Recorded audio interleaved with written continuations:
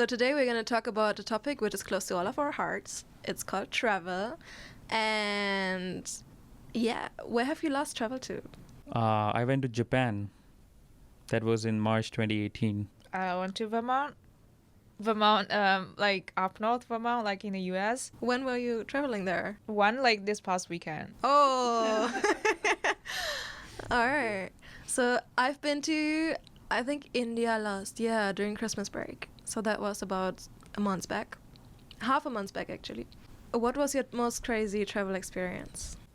I think for me, it was a bit of a shock when I landed in Japan and realized that very few people speak English.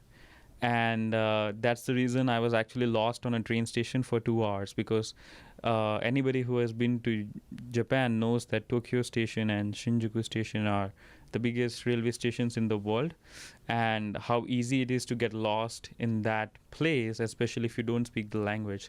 So the Airbnb where I was staying was in a different neighborhood. So I had to get onto a metro train to go there. But I didn't know where to find metro train, so I got lost. How did you get along with the language? Because the language is so different, right? I didn't get along. It's just that I had to figure out a way to ask for help with someone. And they were kind enough to direct me that this is the gate you should take, this is where you buy the ticket. So you didn't have a smartphone at that time? I did, but my Google Maps also turned into Japanese as soon as I landed there. Ooh, okay. So everything was in Japanese. Even the walking directions on Google Maps were in Japanese. So Did you have to use a lot of body language? yeah, I had to use a lot of body language, but then I also had to, everywhere I go, had to first find someone who understood a little bit of English to make sure that, again, I don't get lost. But you told us last time during our podcast on food that you really liked the red bean coffee, right? Yes. Must have turned out into a nice like. Yeah, so that was with my friends who have been living there for quite some time. And that there also I got lost getting to the place where that red bean coffee cafe was, because it was in a building, like a shopping complex, and I couldn't find it on maps, and people were giving me directions in all different places. Eventually she had to come down, wait on the street. I got there, and then she took me to that cafe, and I'm like, I wouldn't have found this in a million years. Like, you have to be more specific, be more precise. But I guess that's the beauty of travel for me, that the challenges that it presents you, through which you explore a new culture. That's I think wonderful for me to experience. And you? For me, I think it's like less of like crazy experience where like I got drunk and like just got lost in like a foreign country. Everyone can explain crazy in a different way, so art. Yeah, so for me it's more like the kind of like coincidences. So for example, I 2019 January 2019 I was in Paris, and I was staying at this hostel in like a mixed dorm, and then it's like I was sharing this room. That night I was actually flying out back to China the next morning. But there was a guy that moved in that night that I actually found out later on that we went to the same like concert. So I went to this like gig kind of thing, and I went back, and he followed me in like 20 minutes later, and like we just started like talking, and he was telling me that he's doing this PhD in Chatham, like in this university in Chatham. He's doing PhD in like artificial intelligence, like I'm telling him about, because at the time I was on the way to complete my degree in a master's in quantitative finance, and yeah, we just talk about like a lot of stuff, and like we clicked immediately. So we kind of like we shared contact and everything. I got him. I think I have him on LinkedIn, and okay, and like sometime in in March, I think, like I just like randomly came across this LinkedIn post that he posted, and he was organizing this like probabilistic, it's like a summer school thing that he was organizing, and I clicked on it, and like, oh, it's pretty interesting, and like it's like a good excuse for me to travel a bit as well. So like I just, I applied to this program, this summer school, like right off the bat, and reach out to him, be like, hey, there's like, like, dude, this looks very interesting. Like, I think I'm coming. And hey, and like in June, which was like a couple months after, I was like in Trondheim. I was on my flight to Trondheim, in Norway, yeah. And because of this, because I was staying in the Airbnb, I met this Italian guy that like I became really good friends with, and he actually relocated to Belgium from Trondheim. So I'm actually visiting him in a couple months. So I'm trying to say is like how I kind of like accidentally made so many friends, like on through traveling, who like bring me on to like next journeys. What I find interesting is that even Jay's travel experiences are nerdy, and it involves like AI and summer school. And I'm like, I go to travel these different places to specifically run away from those ideas and those things. Like I don't want to be thinking AI. I don't want to be thinking algorithms when I am out there somewhere. I want to disengage from that. But I guess it's for you. It's like, hey, this is fun. Oh, by the way, in Norway, I also did the first like solo road trip, and I was driving like 70 miles like per hour, like, which is super like, because I got my travel's license. Okay, anyone who's listening to this, please don't tell my mom or my dad. I got my driver's license from China, and I hadn't been driving for almost a year. And then I was like, I got this car in Trondheim and drove all the way from Trondheim to Alexand, which should take like 6 hours only, but that took me like the entire day, and I was driving like 70 miles per hour, and I picked up a hitchhiker. That was kind of crazy now, but like we're good friends now. But now, like, on hindsight, that was a bit dodgy. yeah, I have a crazy hitchhiker story, but I'll say that as we go along. Okay, so obviously my India travels are usually very exciting. So I have one crazy bad thing and one crazy okay thing. So so the crazy bad thing was that once I was traveling in New Delhi and I was going to this Indian wedding, and I was landing at the airport from Mumbai, and then I was picked up by two people. So the wedding planner and somebody who had to do with travel arrangements, and the cab driver, or the driver, which was like a wedding driver. He would drive people from different locations in Delhi to the wedding, and I was one of the latest to arrive, I think. So he picked me up, and at some point on the way to the wedding, he would just turn around 180 degrees and wanted to start driving in the opposite direction. So yeah, that was pretty weird, and I don't know, but in the moment I just kept 100% calm and was telling him, hey, sorry, the navigation system is telling you to turn around again, what are you doing? And I spoke a little bit of Hindi. I was having my phone in my hand, so I called my boss or something like that, or my friend. So basically I was very firm and fierce with him, and then he turned around again and brought me to the wedding. But that was definitely a situation which in hindsight could have turned out very dangerous. So yeah, luckily I didn't freak out or flip out or jump out of the car. It was all good in the end. And then the next crazy experience was that when I was 18, I was dating someone from China. And so I was dating someone from China when I was 18, and I visited him in China, and his parents were super traditional, which I didn't really realize before I went there. So we were actually also dating. So after I arrived from Hong Kong to China, because I visited other friends in Hong Kong before that, they kind of like indicated that they expect us to marry, and I was shocked as an 18-year-old, alone in China, not knowing the way, not having a smartphone. I was scared. I was very, very scared, to be very honest, in this moment. But then I had to stay with him for like maybe like about another week.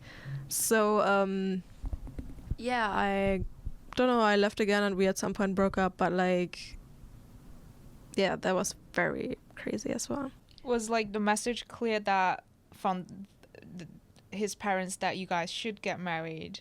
Like, what's the like? I guess what's the consequence of you guys not getting married? Like, Oh, they were just suggesting that, but like, they had the expectation, and like I never wanted to marry, so that was really weird for me. And they gave me this family jade stone, which I later returned, but like, I was like, I was like shocked. I was pretty in shock. That's not something I expected. And then yeah, Things were getting serious. if you had any money in the world you would want to have, or as much money as you would need, more than you would need, what would your ideal travel experience look like? I think I would make a list of all the places that I wanted to visit while I was a kid, and spend 2 weeks in all of them, trying to experience as many things about local culture and local people, and trying to be as one of them and not do touristy things. I mean, so that's why it's 2 weeks. Like 1 week will be touristy things, and the other week will be like just being part of the local culture. And it's traveling, I've realized over the years that it has become not only a source of learning for me, but also a way to appreciate other cultures. And the more I explore, the more I learn, the more I'm aware of things and people from all over the world. I think it allows me to be a more open-minded and to be more understanding person. And I think that's something that has allowed me to become friends with people that I never thought I would become friends with. And I think, right now, it's a good example. Like, you are a German, you are a Chinese, I'm an Indian. And while growing up, I didn't think I could connect with anyone who is not an Indian. But we are still friends, and we haven't murdered each other yet. So I guess things are going well. Acha. Acha dost. That's okay, friend, in Hindi. What about you, Jay? like, go crazy. I don't even know. Like, I think people they've been able to travel without. Okay, I guess most expenses, like the money. I think what I'm trying to say is you don't. If you're really serious about traveling, you don't really need all the money in the world to do that. But I guess some things, like if you're trying to use a helicopter to like travel around the world, then maybe. And I would, if I had money in the world, I'd definitely use a helicopter, because then that way I could go like wherever I want. Like fuck the airlines. Well, given the recent events with Kobe Bryant, I wouldn't suggest you take a helicopter. Oh, or like, I don't know, a supervised helicopter. And you think Kobe's helicopter pilot, like that was an unsupervised flight? Or double supervised, triple, quadruple. But yeah, I do definitely agree with Aalok that I'm also like a culture nerd. And if I had the money, I would do like everything local, which probably doesn't even require the money. Space travel, does it count? Yeah. Like, I would seriously invest in space travel if I had the money, Cool. Why? because it's just a different experience. Has any of you traveled to the space yet? No. I mean, I barely am able to make enough money to travel, to Canada or Japan. Forget space where you have to have like specialized air flight and specialized equipment. I mean, I'm not against it. It's just that I feel that it's still in very early stages, and all you can do is like go to like very upper edge of the Earth's atmosphere, and I would probably do that to experience 0G and just see how my body feels while I'm floating without any control. But that's pretty much about it. Like there are so many fascinating places to visit on Earth itself. I've never really reached a point where I feel like, you know what, I'm done with Earth. Let's try something in outer space. It's beautiful. I agree that, you know, when you see the rings of Saturn and, you know, all the wonderful things that are out there in our solar system, it's really wonderful. But I mean, I'm still exploring Earth, so I find that it's a very technocentric idea to travel to the moon or something like that, or into space. And I mean, being very interested in sustainability, I think it's an interesting idea, it's an interesting concept, but I think we should first focus on other problems also from a development economist standpoint. So yeah, so for me, if I had all money in the world and all the time I wanted, I think for me it would be more like with who I would travel, like, and then obviously also like it would be about like having like a proper experience of the place. Like I wouldn't want to stay in a 5-star hotel and like spend the day in the spa all day or something like that. climbing up trees to pick the fruits. Yeah, something like that. That sounds fun. Like as long as I can do that, I would do that.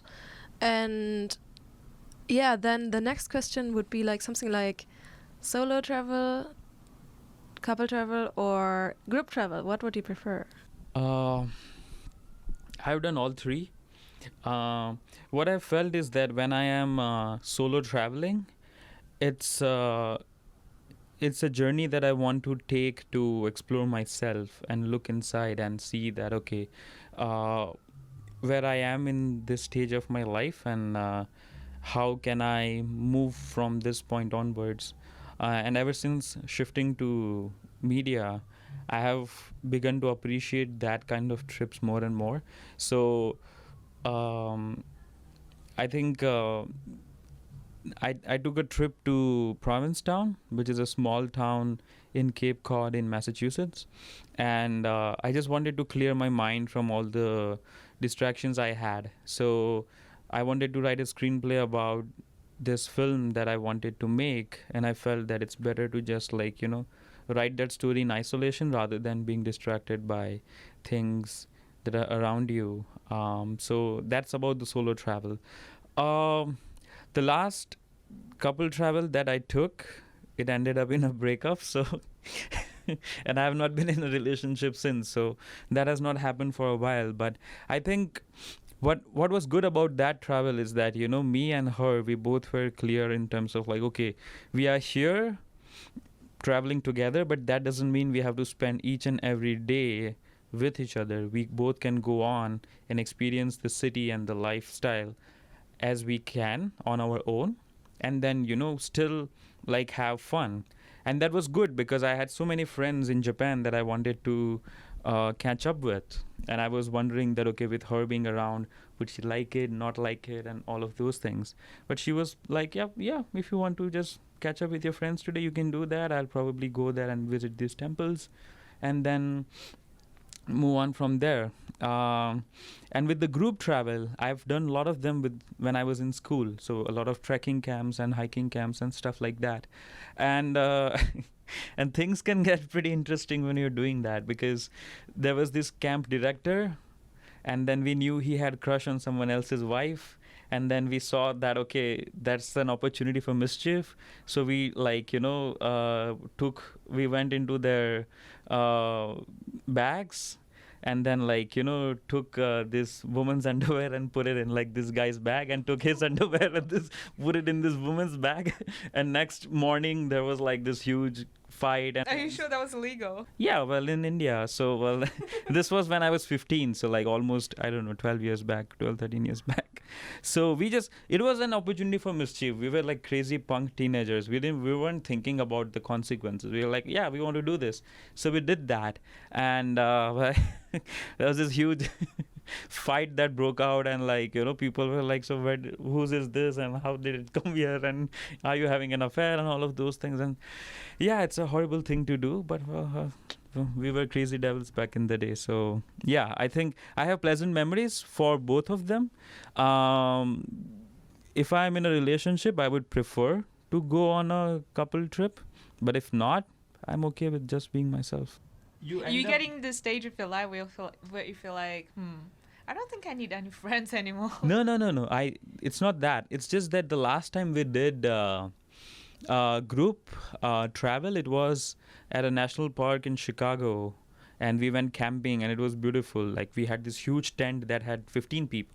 Okay, and we had campfire, and we had marshmallows, and we sang songs and everything. It was fun, but it will be an experience that will be memorable for different reasons. It won't be for things that you experience when you are on your own. Okay, so it's only about like picking. I'm saying that, okay, if I have, let's say, to go on like 5 trips in a year, I would probably choose 3 trips to go on my own, one with a couple if I'm seeing someone, or I can pick up a hitchhiker and go with go with her, and like one with the group. Yeah, so like I would balance it out, but I would like to spend more time using these trips as a way to reflect, rather than just like doing it for the heck of it. Yeah, I agree. I guess they serve like different purposes. If I in the past, I might have like a sort of a slightly different experience than most people, which is when they were younger, they always loved traveling in a big group with like schoolmates and like classmates and stuff. But I feel like in the early days, I always tended to like travel, like to do solo travels.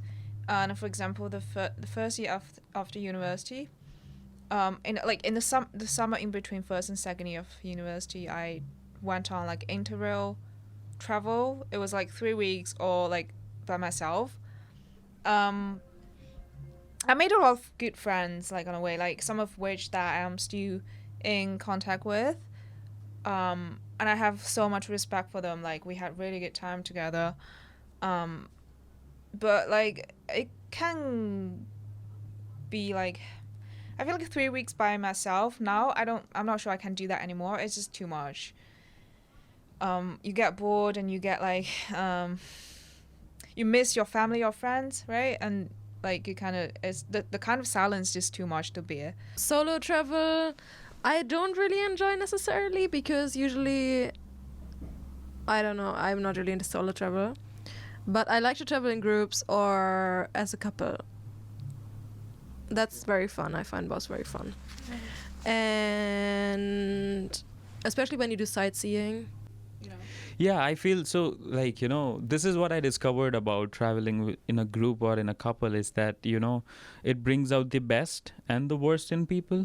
Yes. Okay, and so when I was on this trip with my girlfriend at the time in Japan, it was like, well, she was such a pleasant person in Boston, and the moment she landed in Japan, she was like a different person, and she had problems with like, oh, why is everything so far away? Why is everything so expensive? And why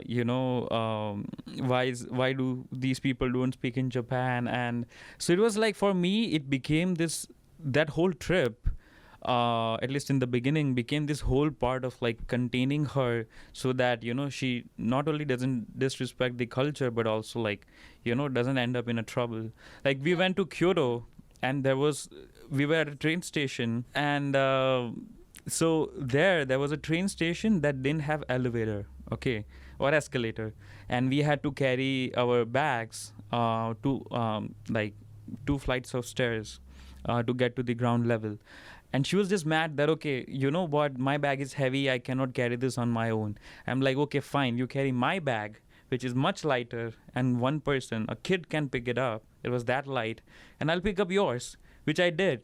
And I thought like that was like, it brought out the best in me, in terms of like, I was calm, and I was, for the entire trip, I was calm and trying to contain her and help her and make sure that her experience doesn't become like, the one filled with bad memories. Okay, but I guess that didn't do much to like enhance her experience. Like, along the way, she got adjusted to the whole system, until like in the last couple of days we had a fight and an argument, and she decided to end it there.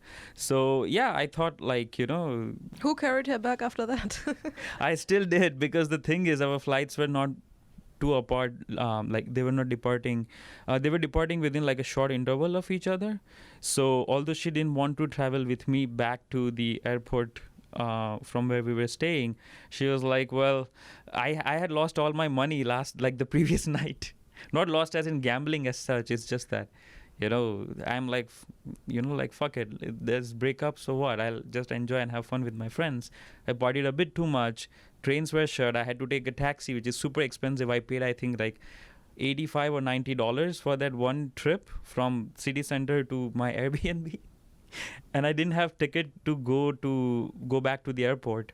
So I had to ask her, like, hey, would you just buy me a ticket? You don't have to travel with me. And this was 3 a.m, and she was really pissed. And then we had to leave at 7. So I didn't have much time to sleep. But I think for the rest of the trip, although it was inconvenient for her, she carried her own bag. Yeah, it sounds kind of like crazy, kind of extreme. Yeah, I mean, I'm under the impression that she was just, an kind of appreciative person. She was in Boston. I don't know what changed in Japan. Yeah. I had never seen her like that. We'll do a relationship-based podcast, and there I can cry. But okay. If you place a person on the edge, I don't know how Japan, I have never been, if that places you on the edge, then you see the real person coming out, maybe. I don't. She survived in New York, but then people spoke English in New York. I don't know what was the trigger. She never told me. Okay, but yeah, I think that's a matter of discussion for another podcast. Where do you want to travel next? I want to go to Denmark because I have a lot of Danish friends, and they've been inviting me for a very, very long time. And I looked up the pictures of Denmark online, and it looks absolutely amazing. And so I want to visit there and hang out with my friends. And that's a culture that I've not experienced in a way that I want to, as in this, I have a lot of German friends, so I have an understanding of like how there's difference between North Germany and South Germany, and how language changes, how people, their understanding, all of that changes. But I don't have that kind of awareness or understanding for Denmark. So my next trip would be Denmark. Yeah, I would have thrown you like so many names, like, Marrakesh and like Tokyo and like blah blah blah. But I think for now I just kind of want to like be settled and like focus on like the destinations in the US.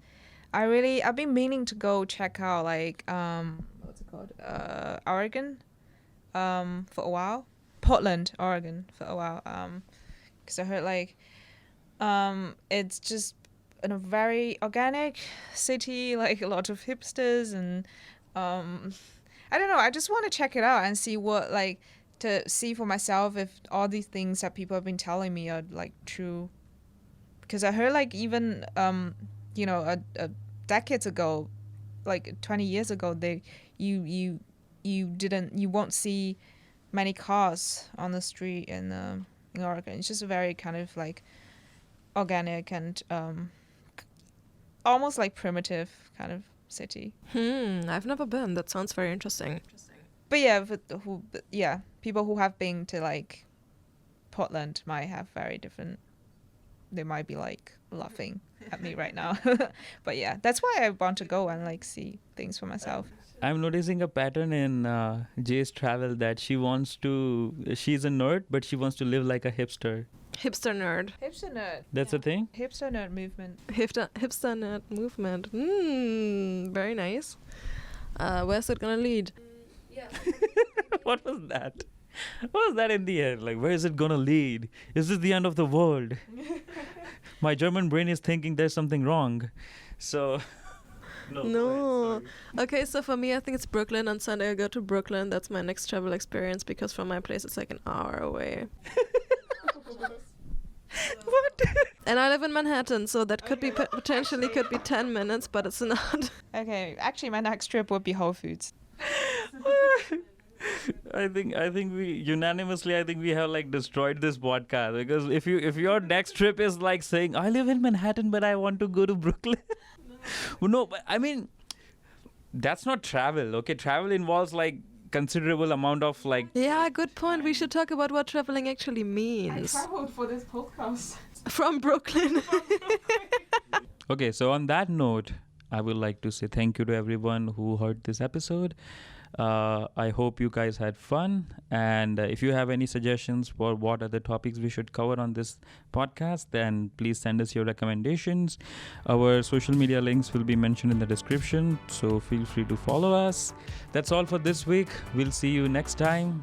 My name is Aalok. Jay. Rika.